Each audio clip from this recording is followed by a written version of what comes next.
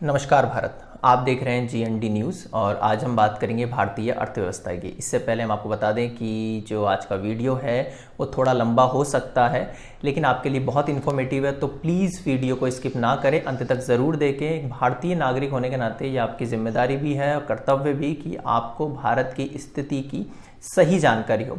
अगर हम भारतीय अर्थव्यवस्था की बात करें तो विश्व बैंक की एक ताज़ा रिपोर्ट ने अनुमान लगाया है कि भारतीय अर्थव्यवस्था इस चालू वित्त वर्ष में अर्थात 2020-21 में 3.2% तक सिमट सकती है और इसका कारण कोविड-19 को बताया जा रहा है। लेकिन दोस्तों, यहाँ हम आपको ये बता दें कि कोविड-19 ही इसका एक इकलौता कारण नहीं है। अगर हम पिछले 4 वर्षों की बात करें, जिनमें जब नोटबंदी हुई 8 नवंबर 2016, उस वक्त भारतीय अर्थव्यवस्था की वृद्धि दर 7% थी। उस वक्त लगभग सभी अर्थशास्त्रियों ने नोटबंदी को एक गलत डिसीजन बताया और अब इसके विरोध में अपने बयान जारी किए, जिनमें हमारे पूर्व प्रधानमंत्री डॉक्टर मनमोहन सिंह जी ने बयान दिया कि इससे नोटबंदी से भारतीय अर्थव्यवस्था 5% तक सिमट सकती है।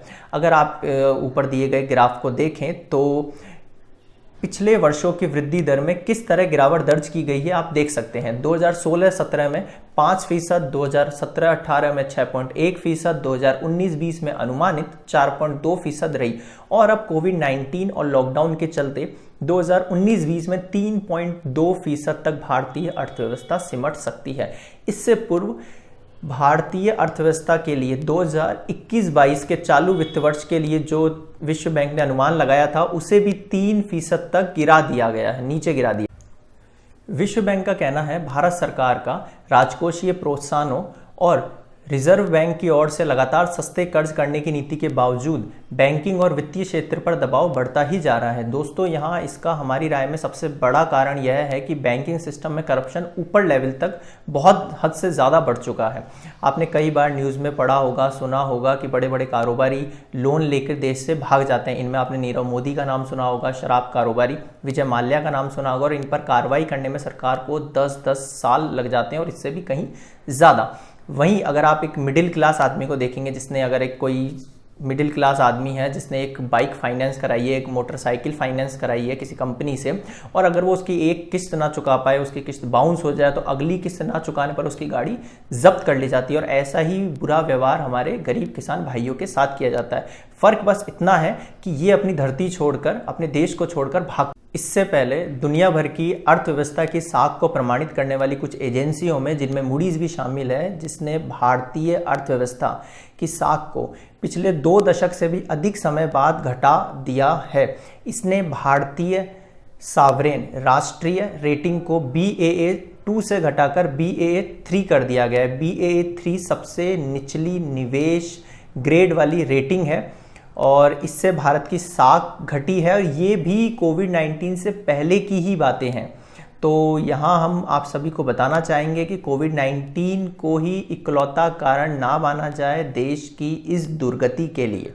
कोविड-19 और इस लॉकडाउन में करोड़ों लोगों का रोजगार छिन गया, करोड़ों प्रवासी मजदूर अपने घर जाने को मजबूर हो गए और इस बीच केंद्र सरकार की ओर से इन सब के लिए लगभग 20 लाख करोड़ का जो तोहफा है वो ऐसा है जैसे एडवांस हैप्पी बर्थडे गिफ्ट।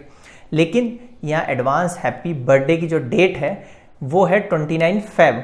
अब कब 4 साल बीतेंगे, कब 29 फेब आएगा, वैसे 2024 यानी कि 2024 में आएगा, तो कब 4 साल बीतेंगे, कब 29 फेब आएगा, कब वो बर्थडे मनाएंगे और कब वो तोहफा खुलेगा और न जाने कब उन्हें कुछ मिलेगा। अब जब ये लॉकडाउन हुआ ही है उसके बाद जैसे कि आपने देखा इस 20 लाख करोड़ में, जिसमें कि 13 जीरो हैं, इसका खेल आप काफ़ी हद तक समझ चुके होंगे कि इसमें कितना पैसा प्रवासी मजदूरों को और किसान भाइयों को सीधा जेब में मिला है और कितना पैसा बैंकिंग सेक्टर के थ्रू लिक्विडिटी के ज़रिए या फिर लघु और छोटे उद्योगों को कर्ज के ज़रिए दिया जा रहा है। अब यहाँ ये समझने वाली बात है कि ये जो कर्ज का पैसा दिया जा रहा है ये कोई खैरात तो है नहीं जो ले लिया और लौटानी ना पड़े। ये कर्ज है जिसे आपको ब्याज सहित सरकार को लौटाना होगा। अब ये जो गरीब प्रवासी मजदूर हैं, किसान भाई हैं, ये कोई नीरव मोदी तो है नहीं जो इकोनॉमी क्लास की टिकट बुक कराई और देश से हो गए फुर।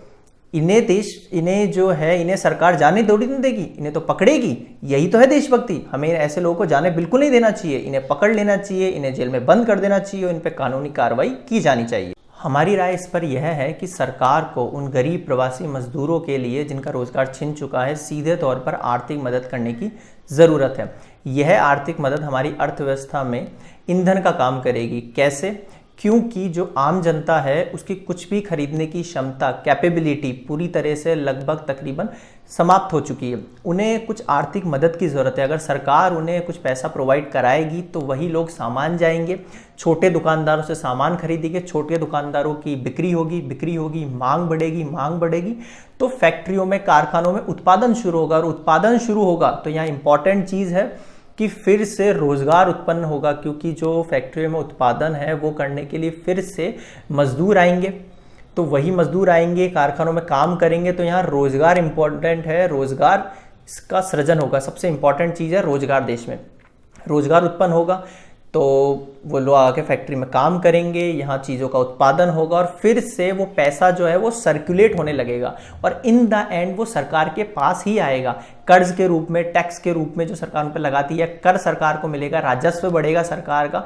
तो इन द एंड ये जो पूरा सर्कुलेशन है, ये एक चेन है हमारे देश में, आपस में हम लोग कनेक्टेड हैं, ये एक चेन है, वो फिर से चालू हो जाएगी। और वैसे भी हम जो है वो ग्लोबली कनेक्टेड हैं। हमारा देश आयात करता है, निर्यात करता है, हम किसी देश से कुछ लेते हैं, कुछ देते हैं, तो हम ग्लोबली कनेक्टेड हैं। तो उत्पादन जब भी होगा जब कुछ लोगों के पास आय होगी, लोगों के पास जेब में पैसा होगा, तभी तो उत्पादन होगा, रोजगार का सृजन होगा।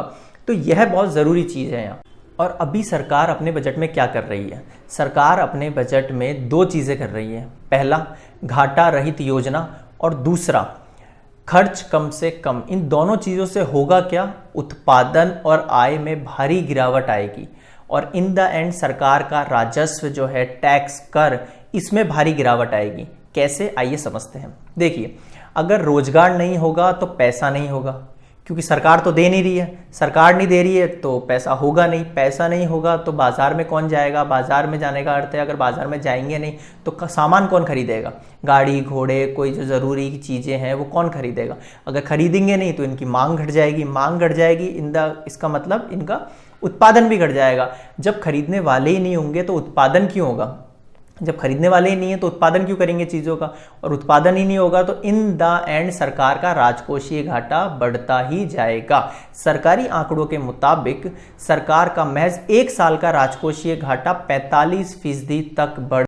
कुछ महान अर्थशास्त्री, जिनमें Nobel prize winner Amartya Sen, Abhijit Banerjee, Kaushik Basu, RBI पूर्व गवर्नर रघुराम राजन शामिल हैं, इन्होंने भी सरकार के 20 लाख करोड़ के जो डिवीज़न है, 20 लाख करोड़ का जो डिवीज़न किया गया उसे गलत बताया है।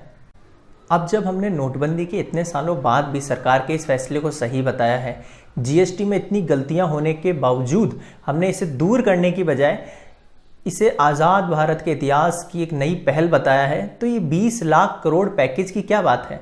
हमें इसे भी सही बताना है और आने वाले समय में ये इंतज़ार करना है कि शायद इससे हमें कुछ मिल जाए। वैसे GST और नोटबंदी से तो ज़्यादा कुछ मिला नहीं, हाँ, पर इससे ज़रूर उम्मीद है, क्योंकि उम्मीद पर दुनिया कायम है, हम भी। तो दोस्तों, आपको आज का ये वीडियो कैसा लगा? पसंद आया तो प्लीज़ लाइक कीजिए, इस वीडियो को शेयर कीजिए, ज़्यादा से ज़्यादा लोगों तक पहुँचाइए। इस वीडियो में हमने बहुत मेहनत की है तो एक लाइक तो बनता है।